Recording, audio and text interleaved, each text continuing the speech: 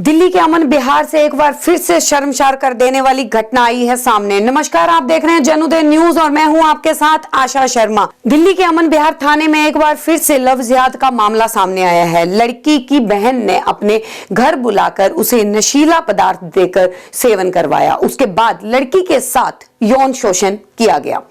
उसके बाद उसका अश्लीलता वाली वीडियो बनाकर उसे 3 साल तक ब्लैकमेल करता रहा। शादी को लेकर हालांकि 3 साल पहले लड़की नाबालिग थी, उसके बाद 18 साल की होते ही उसे शादी भी कर ली। शादी के बाद लड़की को 4 महीने तक उसी घर में कैद रखा। उसके बाद उसके शरीर पर चोट के निशान दिए गए, बीड़ी सिगरेट से उसे जलाया गया। लड़की वहां से कैसे भी करके अपने माँ बाप के घर भाग कर आई और सभी को अपनी कहानी सुनाई। अमन बिहार पहुंच गई और पुलिस थाने में रिपोर्ट दर्ज करवाने की कोशिश की, लेकिन वहां पर 12 घंटे से पुलिस ने उसे बिठा के रखा है। अभी तक कोई मामला तक दर्ज नहीं किया। हालांकि लड़की के परिवार वालों का कहना है कि लड़की के परिवार वालों ने लड़का और लड़के की मां उसे गलत धंधे में धकेलना चाहती थी, जिससे वहां से भागकर वह अपने घर आ गई। उसी कड़ी में थाने के एसएचओ ने कहा है कि एफआईआर तो दर्ज कर ली गई है, लेकिन सुबह से लड़की को थाने में ही बिठाकर रखा हुआ है। देखें ये रिपोर्ट। सुबह आप कितने बजे थाने में आए थे? 6 तो बजे फिर आते। क्या ये लोग क्या कह रहे हैं आपसे? ये मुसलमान फैमिली है। थाने में जाओ, बंदे थाने में। कभी कह रहे हैं बैठ जाओ, कभी कह रहे हैं रुक जाओ। आप कहाँ पे रहते हो? से बिठा रखा है, अब कह रहे हैं कि अमन बिहार में जाओ। ये इसकी मम्मी है। क्या नाम है आपका? मेरा सुनीता। सुनीता जी, क्या मामला है जिस आप जो यहाँ पे थाने के सामने खड़े हैं? हाँ जी।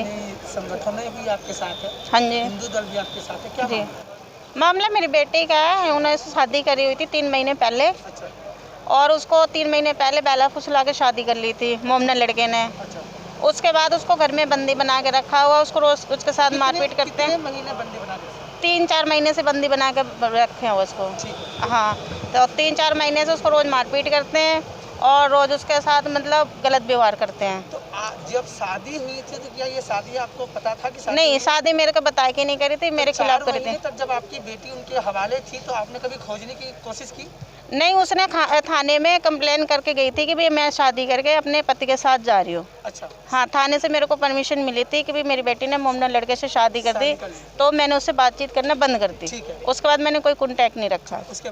उसके बाद फिर आज आई है सुबह 6 बजे, वो अपनी बुआ के घर पे अच्छा नंगे पैर आई है कि रात को उन्होंने मारपीट करी है मेरे साथ, और ना बात करने देते हैं ना बाहर निकलने देते हैं। तो मैं अब उसके साथ नहीं रहना चाहती हूँ। मेरे को मारपीट करके मारने की धमकी देते हैं। और बस उसने अभी आके यही बताया। फिर हम उसको लेके थाने में लेके गए हैं कि भी मारपीट करते हैं प्रेशर बनाते हैं उसके ऊपर। और जो भी गलत करते हैं, गलत के बोलते हैं, गलत करने की उसकी सास है, वो गलत करने के लिए बोलती है। उसने ब्यूटी पार्लर खोल रखा, कहाँ पे वो मुझे पता नहीं है। हाँ, बस इतना ही उसने मेरे को बताया मेरी बेटी ने। उसके बाद हम थाने में आए हैं।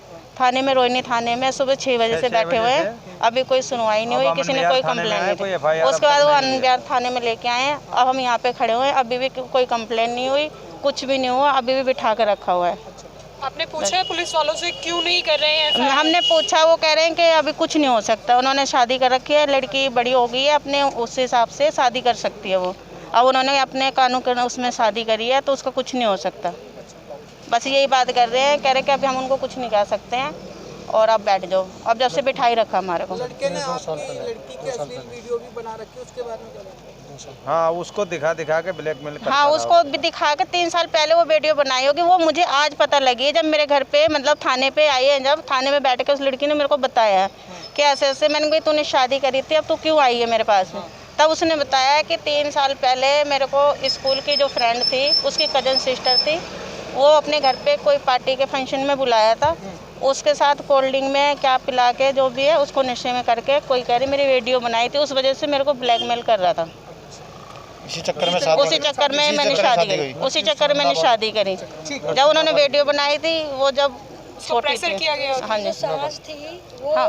मतलब उसके साथ अब उसके साथ है वो दोनों मतलब माँ बेटे दोनों मिले हुए हैं। जो भी काम करते हैं गलत काम करवाने की कोशिश करते हैं, दोनों करते हैं, सारे परिवार वाले। हाँ, अभी भी हम बात कर रहे हैं थाने, अभी हम रोहिणी थाने में थे, तब उसके ससुराल वाले भी हमारे को काफ़ी धमकी दे रहे थे, काफ़ी उल्टा सीधा बोल रहे थे।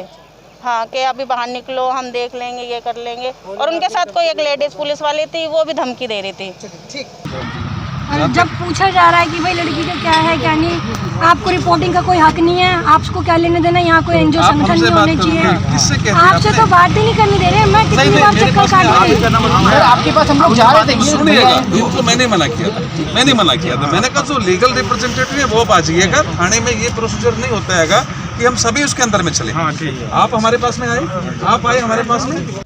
आज हम खड़े हैं अमन विहार थाने में, जहां पर एक सामने आया है लव जिहाद का मामला। और दिन प्रतिदिन जैसे कि रोज़ एक लव जिहाद का मामला सामने आ ही जाता है, आज भी एक मामला सामने आया है जिसमें कि एक पीड़िता आरती जो है उसने बताया है कि उसके साथ 3 साल पहले एक पार्टी में सॉफ्ट ड्रिंक के साथ एक नशा देखकर उसको ज़बरदस्ती वीडियो बनवाई गई थी।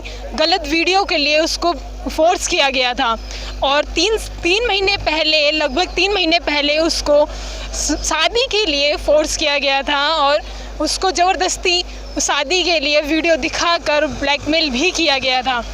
और लड़की आज सुबह 6 बजे अपने घर से भागकर आई है अमन विहार थाने में, जहां पर अभी तक उसकी एफआईआर तक नहीं लिखी गई है। और उस लड़के की माँ और लड़का उसको रोज़ दिन प्रतिदिन फोर्स करते थे कि गलत धंधों के लिए, रोज़ उसको पीटते थे और गलत धंधों के लिए उसको फोर्स करते थे। और लड़की के मना करने पर उसको डेली पीटा जाता था, जिससे परेशान होकर लड़की आज अमन विहार थाने में आकर बैठी है और उसकी अभी तक कोई एफआईआर नहीं की गई है और अभी तक पुलिस वाले उसकी एफआईआर लिखने के लिए राजी नहीं हुए हैं।